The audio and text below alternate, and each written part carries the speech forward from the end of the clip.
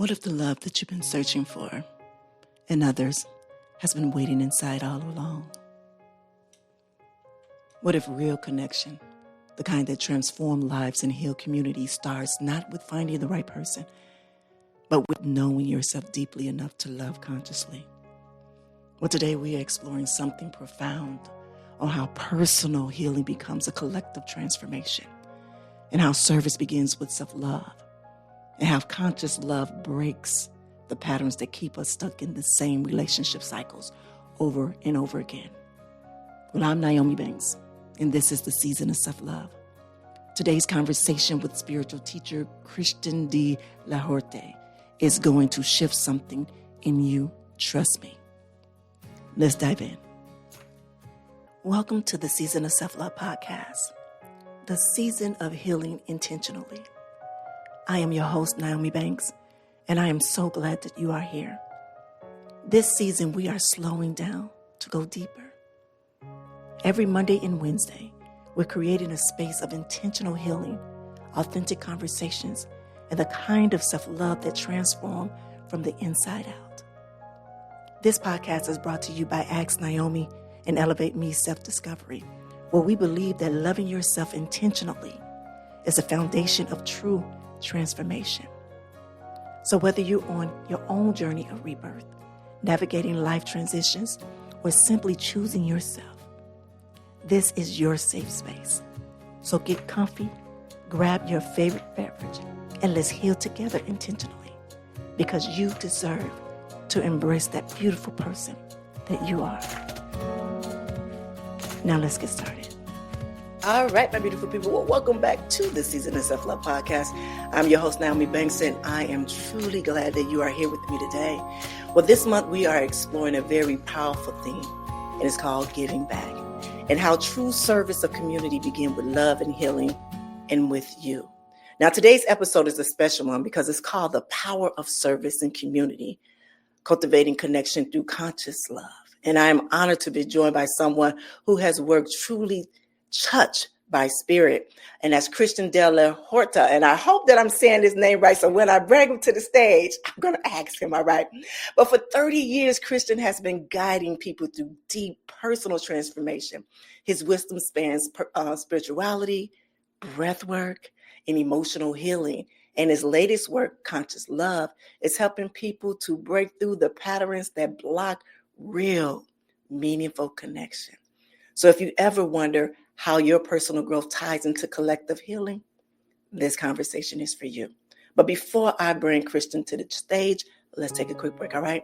It's your girl, the Goddess Nyomi Banks, here on the Season of Self-Love podcast, and we'll be right back. Washington Wellness Institute focuses on healing always. For me, if I look good, then I feel good. If I feel good, then I share the good. If I share the good, then I celebrate the good.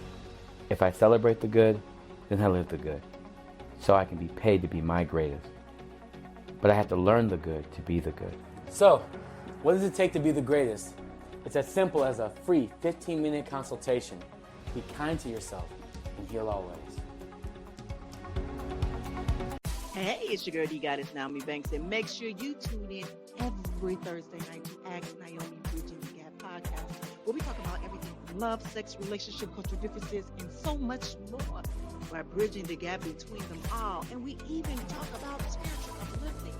You need to stop by me and Dr. Mike, as well as the BTG crew. We have some amazing guests that come through. You never know. Just make sure you tune in Thursday night, 6 p.m. Pacific Standard Time. Go to axnyomi.com and tell them Nyomi sent you.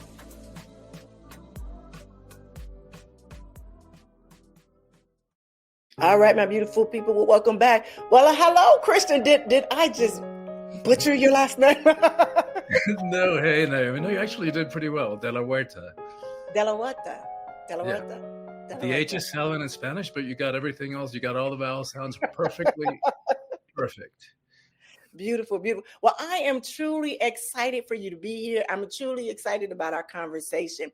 But usually before we get into it, we do a nice grounding, just to ground us before we get into the topic at hand.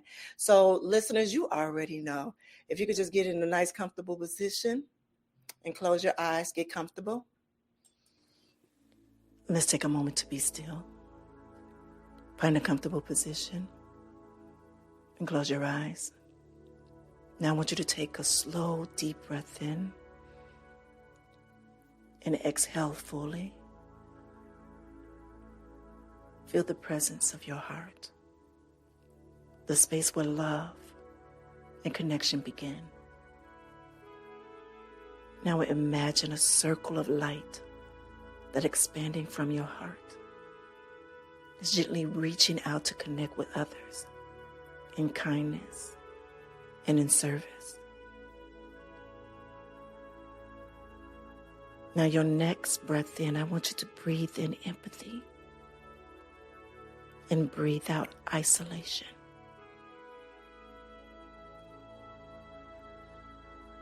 Today we are realigned with the divine power of love and community. Take one final deep breath in. Exhale. And when you are ready, gently open your eyes.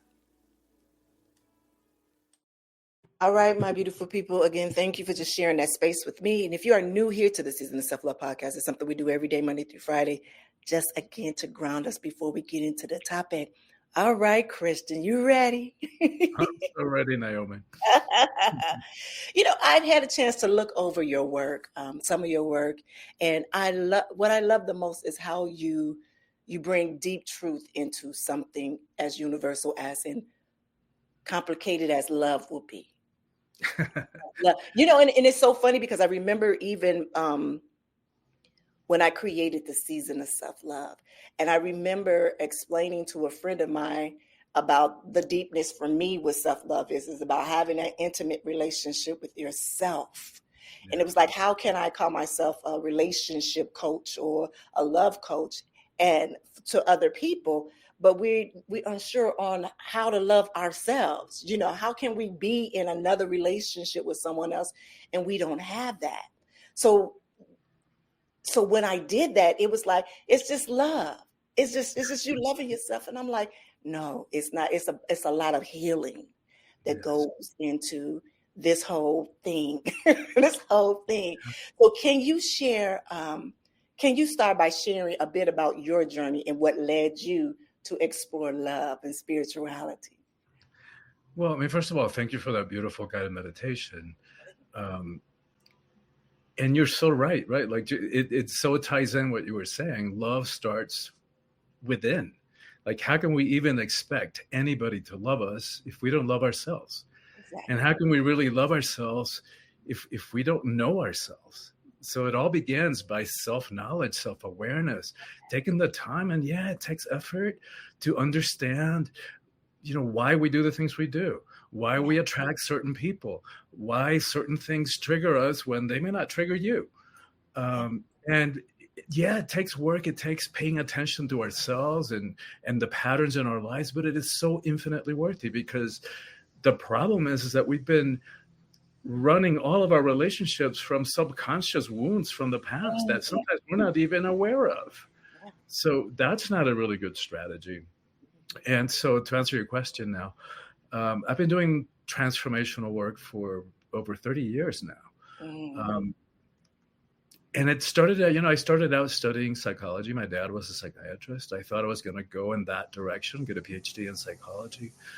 But I started, as I went through college, I realized that at least then, I know there's some schools now where they involve spirituality, but at least then, and the schools that I was going to, they totally ignored that part of us. And I was thinking, well, how can you ignore such an integral part of being human as our spirituality?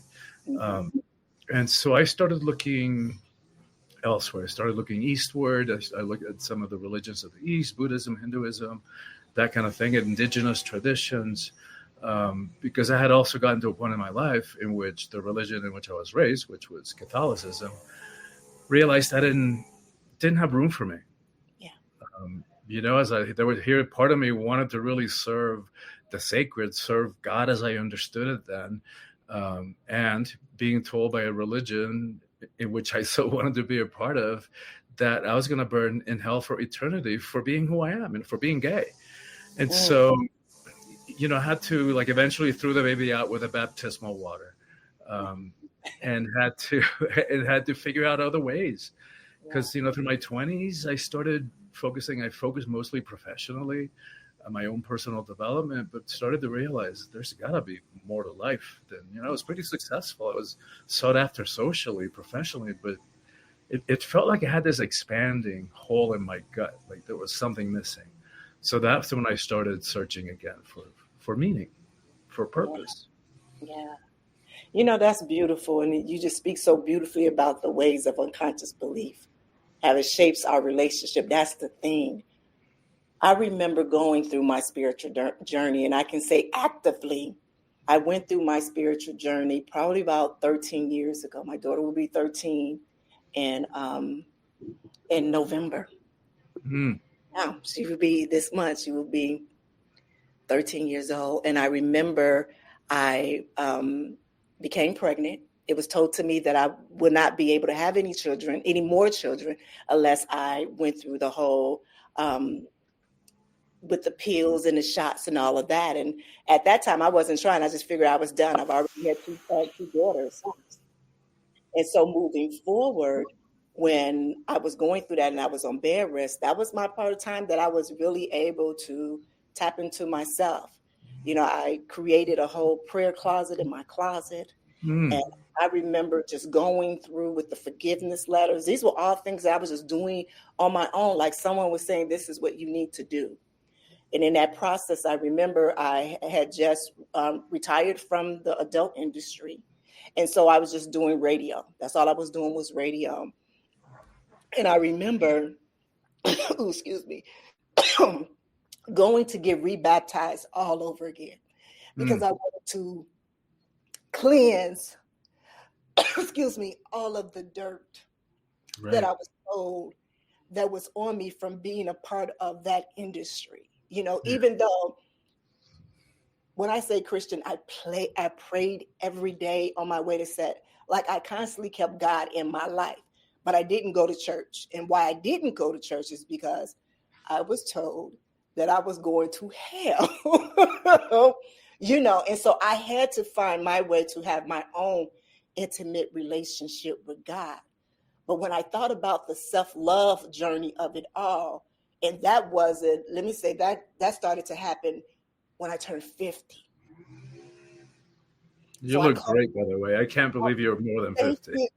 Thank you. So when I closed that first book of life for me, the gift for me when I turned 51 was that, we're going to talk about self-love. I remember the book that I read that opened up everything, and that was the Surrendering Experience by Michael Asing. That literally opened my eyes. It confirmed a lot of things that I believed when I was younger. Just all of those things. And I just knew that I was more connected to God than people would give me credit for, just because of what I did for a living. Not about who I am as a person, but what I looked at on the outside of what my career was or who I can possibly love. It wasn't about me. And when I started to figure that out, that is when I was like, okay, this is what this is. This is what love and spirituality mean. And when I speak of just sitting back and being aware and surrendering, that's one of the best and scariest feelings all in one. Yeah, and it's interesting because in my earlier book, the one that came out a couple of years ago, Awakening the Soul of Power, talks about how do we step into power in a way that's not about hierarchy, control, fear, force, domination. How do we do it in a different way that doesn't require that we push anybody down, put our knee to their neck in order for us to prop ourselves up and feel powerful? Yeah. And one of the sections in that is the power of surrender, because we misunderstand that word. We think that it's throwing in the white towel, that it's giving up, that it's wimping out, and it's not. It's an incredibly empowering act and an incredibly courageous act. Yeah, it is. And it's not disempowering at all. Yeah, it is. So What was the moment of your turning point that brought you to where your realization that love can be a path of healing, and not just individually, but also for the communities too? Yeah, I've been doing the coaching component, the transformational coaching. I've been doing retreats for over 30 years. And still, by far, the area of life that most people I work with struggle with is relationships. So I started, reading about it and thinking about it. And it's like, why is it that we struggle so much in this area? And so that's kind of what I did in this book, is come up with 10 challenges, 10 areas that we struggle with, and how do we navigate those? How do we solve those problems? And starting with the first one, which is, how do we approach them? Right? If we're approaching a relationship with the expectation that it's going to complete us, you're going to make me happy, forget it, hang it up. It's not going to work. There isn't anyone out there who's going to complete us, who's going to make us happy, and it's not their job to. Right. So how unfair to put that responsibility, big responsibility, you going to make me happy, yikes. It's a big job and a lot of pressure to put on a relationship. Yeah. So no wonder we have relationship stuff. You are so correct in there. I remember my middle baby. I remember her, starting to go into the dating field. I think she was like 16 or 17 years old. And I remember she was like, Mom, this guy likes me. And I'm just sitting there like, oh my God. And I said, well, let me tell you something. I said, if it was a perfect world for me, you probably wouldn't be dating till you're like 20 or 30 years old. And the reason why I say that is because when you're in a relationship with someone else, it's a lot of responsibility. And I'm going to tell you why. I said, because there is a communication barrier that y'all don't even understand what that means. Do you even know what it means to be in a relationship with someone? I'm talking about holding hands. I'm talking about talking and communicating back and forth. That means you have to think about their emotions when you're probably going through something. And she looked at me like I had 3 hands. That's a lot. A lot. Yeah, that's a lot. I said, yes, it is a lot. I said, because now you are looking at that person as your partner, whether it is just boyfriend or girlfriend, you're in a relationship with that person. But also, what makes you happy? And she couldn't tell me. So until you know what makes you happy, then choose a boy. Now, she like that went over her head because now she's in a relationship. But I'm just saying, those are things that, I tell both her and my oldest one. And they looked at me, but now they understand exactly what I'm talking about. There's no way around it. Like, no. I love the words that you use in your guided meditation, to breathe in, what was it? Empathy, and breathe out, isolation. Yes. And that's part of the reason that we end up settling in relationships, that we override the yellow flags and the red flags. Like somewhere in there, we know this isn't going to work, but because we're afraid of being alone, because we feel isolated, because we're trying to run away from ourselves and we don't want to face the stuff that's buried deep down in there, then we settle. Yeah. And that's, how can we expect that to work? It cannot work. Yeah.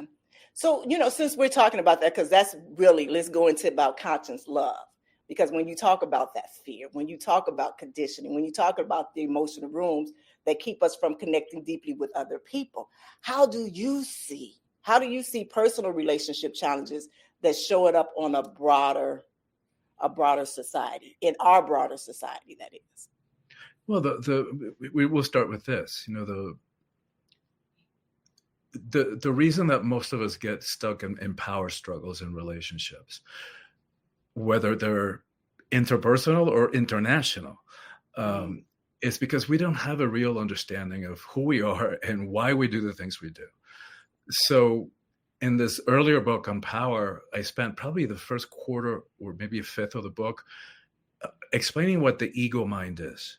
Right? Because if we want to have relationships that have a chance of working, if we want to have a life that is filled with meaning, with purpose, if we want to avoid these power struggles that we seem to get stuck in, we have to understand what the ego mind is, because that's the part of us that gets us in trouble every time.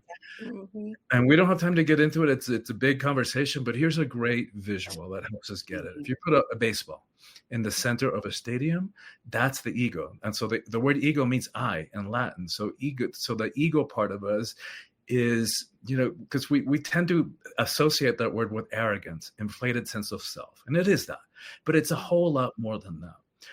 So that ego, that baseball is the sense of separate identity. This is Christian, that's Nyomi. Who we are is actually the freaking stadium. Mm-hmm. And we've allowed this tiny, tiny, tiny part of who we are to think that it is all who we are.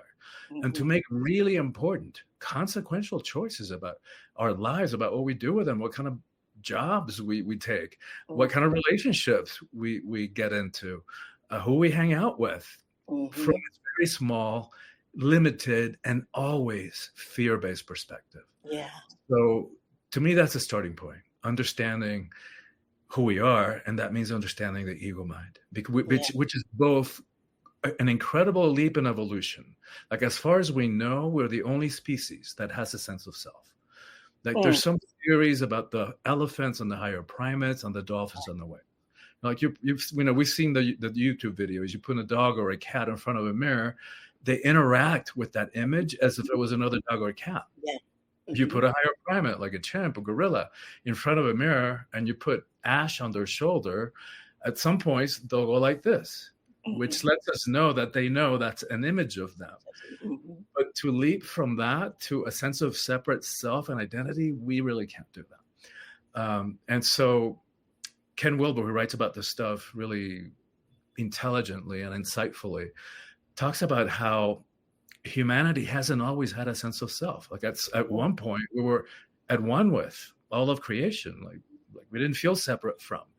And when the ego developed that sense of separate identity, it was both an incredible leap in evolution. That's one of the reasons we're so smart and so successful. Mm-hmm.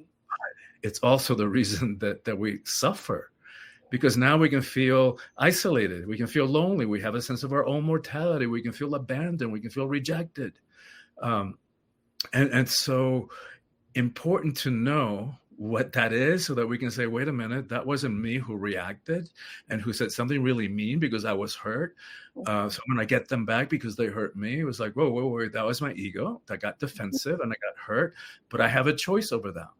Yeah. Right? The next time I can take a deep breath when I feel that ouch, and rather than reacting immediately and hurting somebody back or hurting them spontaneously, take a pause. Yeah. Right. And choose how we want to be, what we want to say, what we want to do, rather than just react automatically. Yeah. And it's going to save us so much heartache and so much pain and so much suffering. Yeah. Beautiful. Thank you for that.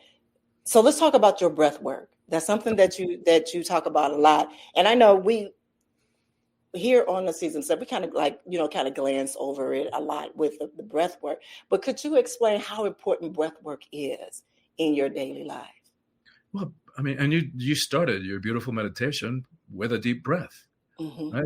So the breath is the beginning and the end of everything. Breath is life. Breath is our most loyal companion on this journey of being alive, on this journey of embodiment. And beyond that, even more, deeper than that, if you look at most spiritual traditions in the world, and even several secular languages, the same word, one word, can mean breath or spirit, depending on how you're using it. Mm-hmm. So, for example, pneuma in ancient Greek meant both lung, and from that word we get pneumonia, and it also meant soul. And from the Latin root spirare, from that we get both respiration and inspiration or expiration. So the breath is the most important thing. And it's what allows us to buy us that moment of choice, rather than doing that automatic reaction and then the regret, right? Because the adrenaline dissipates, and then like a couple minutes later, it's like, oh my God, I can't believe I said that. That was so mean. That really wasn't warranted. And we mess up our relationships because of that reactivity of the ego. Yeah. That it is so defensive, and it takes everything personally. And so once we get that understanding of who we are, and by using the breath consciously, we buy ourselves that moment, call it a moment of grace. It's a moment of choice where we can choose. And it doesn't mean wimping out at all, right? We get to choose all of our emotions. We get to choose how we communicate, even with anger if we want to, but at choice, not reacting. Because the problem with that reaction, as we were talking about earlier, is that most of the time we're reacting to previous hurts, old wounds, conclusions, that misunderstandings that we got to when we were kids, right? Which we don't even remember half of it, or maybe even most of it. Or our parents, in a moment of overwhelm because they were just doing the best that they could, said something to us, and those little minds that didn't know any better took it personally, right? And so then we reach conclusions. Oh my God, there's something wrong with me. I'm not smart enough. I'm not beautiful enough. I'm too much of this. I'm not enough of that. And those things, which are really difficult to face and to look at, we suppress them. Just because we suppress them doesn't mean they go away, right? We try to sweep all that stuff under the rug, but it doesn't work, right? It only festers and gets worse under the surface. And then we make all those choices from those underlying beliefs, unconscious beliefs, that I'm not good enough. How can we expect to attract anything that's going to reflect other than that I'm not good enough? So that's what we end up sabotaging our relationships even before we get started with them, by attracting the wrong people, falling for people who are not available. They're already with somebody else. They live on the other side of the world, or people who just not a match for us. Doesn't mean we're better. Doesn't mean we're worse. It's just not a match, maybe for where we are in life. But we subconsciously sabotage them. We make sure that they don't work subconsciously. But the problem is that we ensure the very same thing we're trying to avoid, which is that we end up alone, because it's not going to work. That was long. but I get it, and I truly do understand it, and I hope that the listeners truly, heard and understand everything that you said in there. Also, when you were talking about, and I want to say, because I got a little brain fog going on sometimes, but when you had spoke about sabotaging yourself in relationships, even before, like, you attract those relationships that that are not going to work. And when you said that, in my mind was like, they don't want to do the work to heal, to be in a successful relationship. That's what just came in my mind, because when you go through the healing process, you have to go back and you have to heal that little person, whatever that was that parent said, or whatever you witnessed, or whatever you touch. You do have to go back there and do that work. And some people are just not ready to do that, or fearful of doing that. And so they rather live in that moment of just sabotage. Well, I don't have to deal with it. I know that's not going to work. We're just going to go, because I'm not going to go back to that hurt. Exactly. Yeah. And that's the beauty of the breathwork, by the way. Yeah. And breathwork is a very big umbrella term. Anybody who's ever gone to a yoga class has done breathwork, right? The little pranayama practices.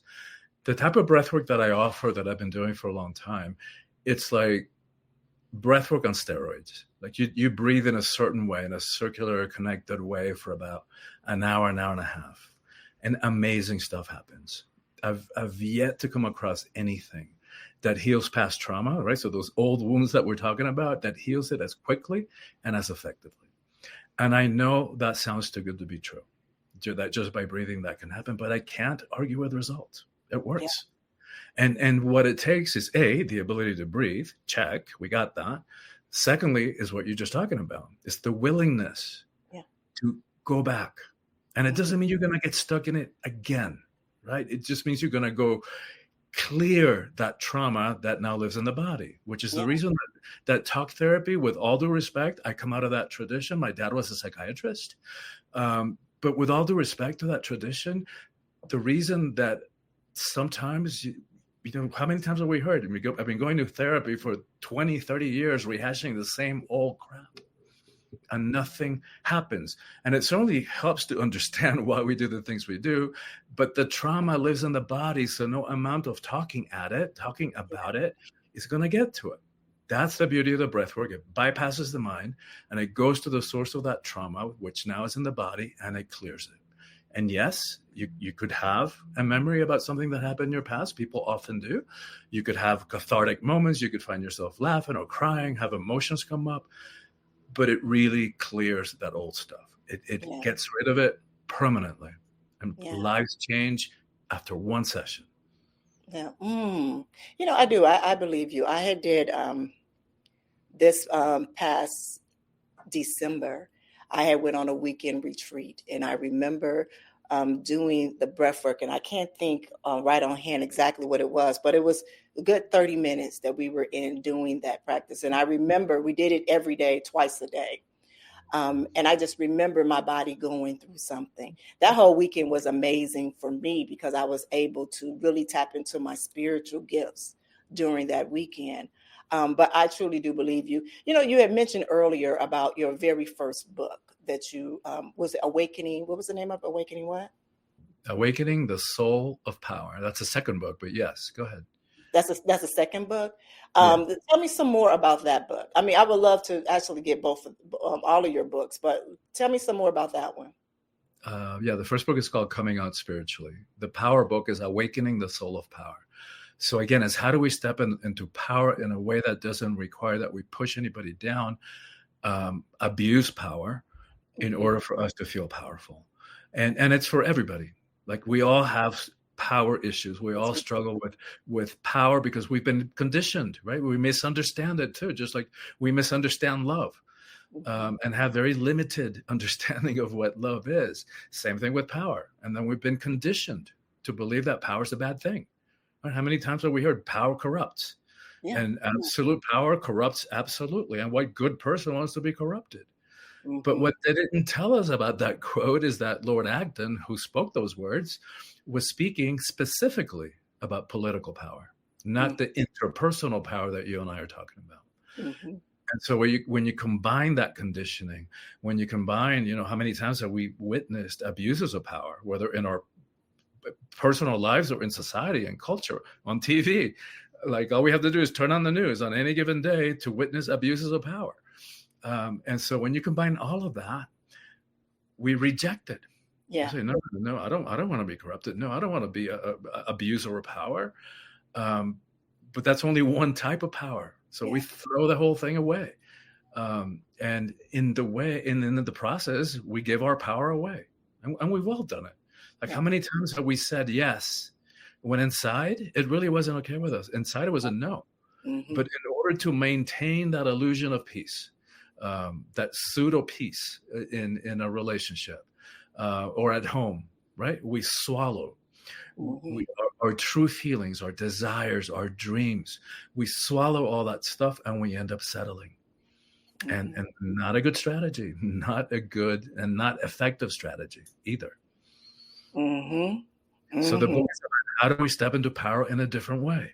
Yeah. And so I talk about different kinds of power. And so, for example, here's one great way to look at it. I talk about worldly power or ego power versus soulful power. And, think of a Gandhi or Dr. King and the whole, movement of nonviolence, which brought about dramatic change. Like Gandhi brought the British Empire to its knees when it was at its highest point globally. Yeah. And he did that without ever shooting a gun or landing a single punch. That's power. Yeah. And Dr. King's work, that's power. Mm-hmm. Yeah. Yeah, I truly, really hope that the listeners are really tapping into this. I don't think they understand. I mean, we talk about certain things all the way up this much. So let me share with you. This year is all about the year of the rebirth for us. The rebirth for us. And by the way, the breathwork modality that I teach was originally called rebirthing. But go ahead. Tell wow. Because in healing past trauma, I mean, people heal their birth process, which is traumatic for everybody involved. Yes. And so they heal that trauma, and some people feel themselves going through the birth canal and reliving that whole process all over again. So they get to reset, to start over. Yeah. Anyway, I'm sorry. Go ahead. Yeah. Now I forget, Christian. No, but what you're the rebirth. That's what you were talking about. Yeah, the rebirth. And so I've been going through my own transformation, just physically wise, but it turned so spiritual for me. And it actually brought me into another side of my purpose as well. I've gotten a breast explant. So I removed the breast implants that I had for over 22 years, and it was causing me to be ill for years. But through that a whole experience that I had, I was able to go into a community of women and, you know, be boisterous in what my journey was going through, and to be just going through all of that. I just remember connecting with other people, but also I wasn't going to share that. I wasn't going to share that on this platform at all. I was going to say, okay, I went and got an X-Plan and that's it. I had to remove my ego. I had to remove all of what I thought that I was to be able to sit in that and share that, you know. And it was so funny because I remember saying to myself, how can you talk about self-love? How can you talk about having an intimate relationship with yourself when you're still moving from insecurity, because you know these bags that's within your body that is making you ill. So why haven't you listened to your body?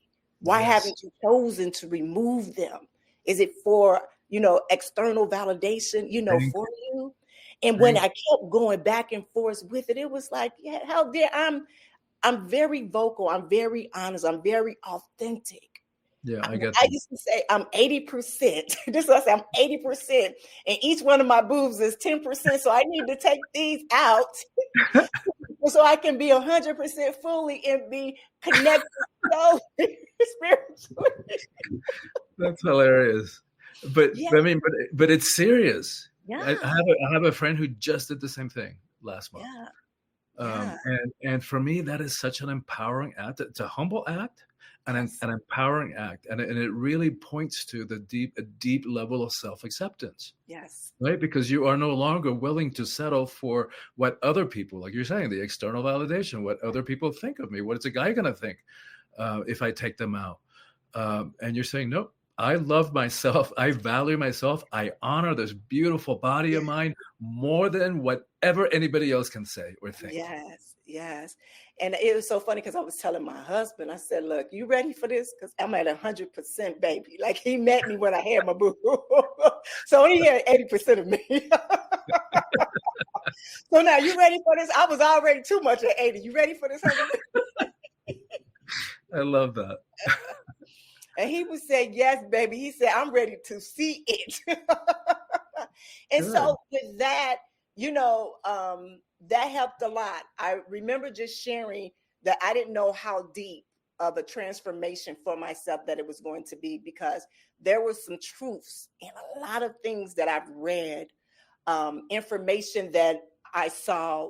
I saw this amazing documentary called X-Plan with Michelle Visage, and she was going through her whole thing with, you know, with the breast implants and explaining them. But when I saw how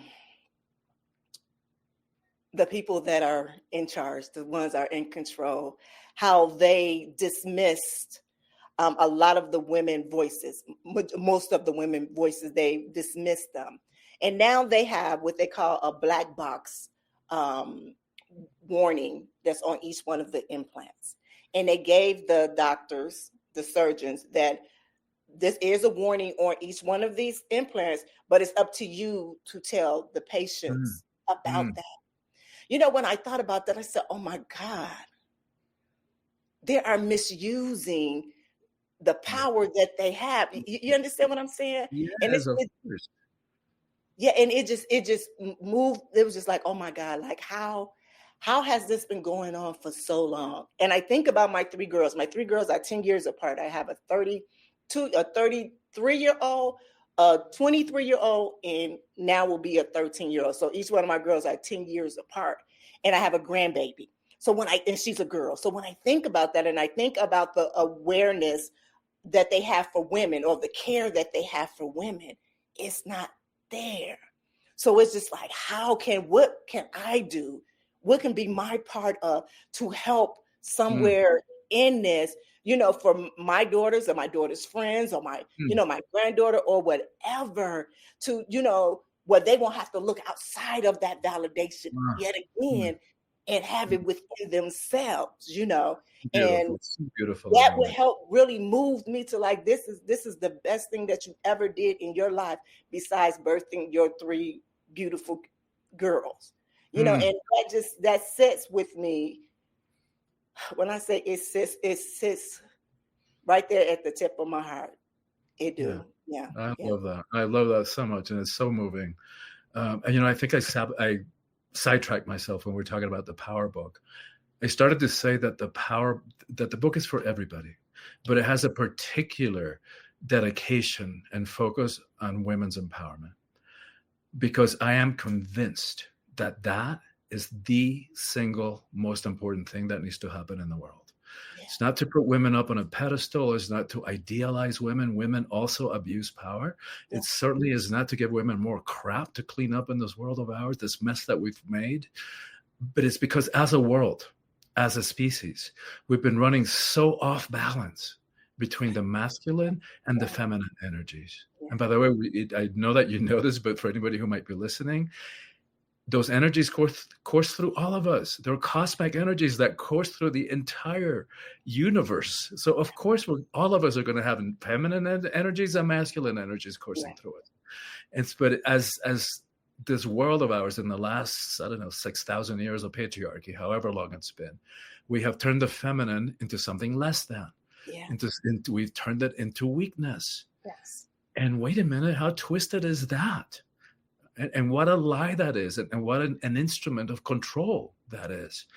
And so that's why I dedicate that book to women, and why, to me, again, is the most important thing that we need to focus on. Yeah, that's beautiful. I have to get both of the books. I have to go. So let me ask you this, because it's somewhere that you said about distinguishing intensity and intimacy. So can you break that down on why so many of us confuse the two? And what a healthy connection looks like with those two words, intensity and intimacy.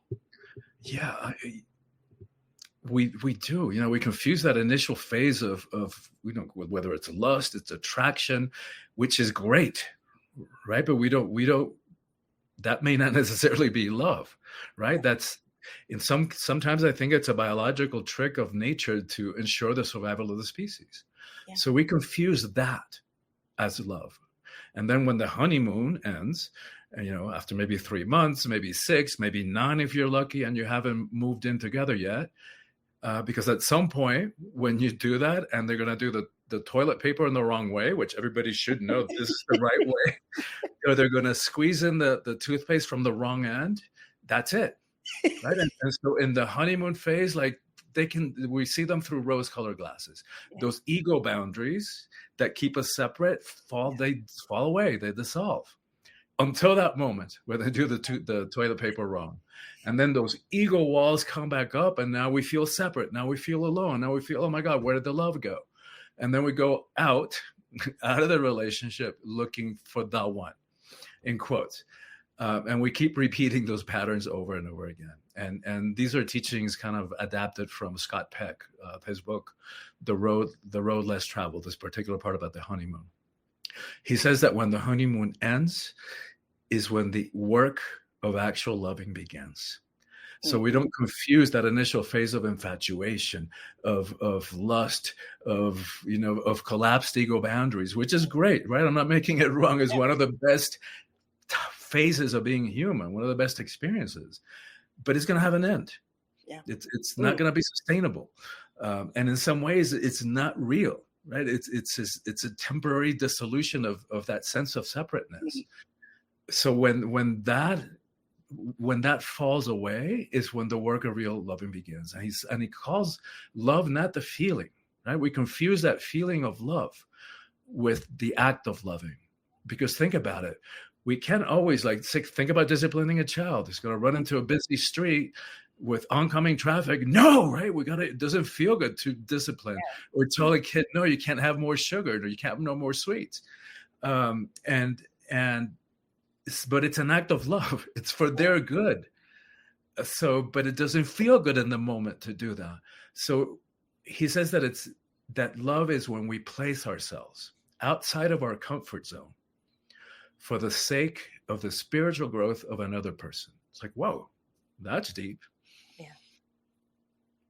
So we place ourselves outside of our comfort zone for the sake of the spiritual growth of another person. Like, wow, And that applies, to interpersonal romantic relationships, or to any kind of relationship, or international relationships. Yeah. Yeah. I love that. I do. I love that. All right. So guess what? We coming to the end of the show. So I want you to do me a favor. I want you to tell me about your newest book. Tell me more. Where can they find it at? Where can they find you at in your services? The book is called Conscious Love, Transforming Our Relationship to Relationships. So transforming how we relate to them, to our relationships, how we approach them, what we expect to get back from them, so that our relationships have an actual chance of working. And so the book is available on Amazon, or you can, or if you want to support your local bookstore, you can order it there as well. And in terms of reaching me, the best way is probably my website, which is soulfulpower.com. soulfulpower.com. And from there, they can email me, or they can access my social media from there. Okay, well, thank you, Christian. But guess what? I'm gonna want you back. I would love to continue this conversation. Yeah, I will, because I do. I have a lot of questions here that we didn't even get to. We didn't get into the juicy sexuality and spirituality. No, we didn't. No, we did not. So I will definitely have to get you back here. But also, I want to give you an invitation to Ask Nyomi Bridging the Gap podcast as well. That's where I do talk about love, sex, relationship, cultural differences, and so much more. There. And that's a live show that we have there. And so we have a very interactive audience. They either call in, or we bring them in there. And I think you will be great over there as well. Beautiful. I'd love to. Yeah, give us some key points there. Well, all right, my beautiful people. Again, I want to thank you all so much for just joining us today. And Christian, again, thank you for just being with us here today. Your insights, your presence, your work is truly a gift. I cannot wait to read your book. Actually, give me, when you get a chance, email me the list of the books, and I will go in and order them. And are some of them on Audible too? They're not on Audible yet, because I want to record it myself, and I just haven't taken the time to do that. Okay, so I don't know if this is your note yet. You need to do that. Thank you, Naomi. All right, and to our listeners, I want you to remember this. I want you to remember that real service begins with love. Love for yourself, love for others, and love for the world. Every act of kindness and every conscious connection adds to the ripple of healing in this world. So you all have an amazing day. I'll see you next time. Bye-bye. Thank you so much for joining me today on this journey of intentional healing. I hope that this conversation has filled your cup and reminded you of the beautiful and worthy person that you are. I want you to remember, healing isn't about rushing. It's about showing up for yourself with love and intention, one day at a time. So I'll see you back here Monday and Wednesday for another episode of The Season of Healing Intentionally, right here on the Season of Self-Love podcast. So until then, keep choosing you. And visit us at theseasonofselflovepodcast.com for show notes and resources. And remember to connect with me on Instagram at @TheRealNyomiBanks. This has been brought to you by Ask Nyomi and Elevate Me Self-Discovery, because your healing matters. You are loved, you are worthy, and you are exactly where you need to be. Take care.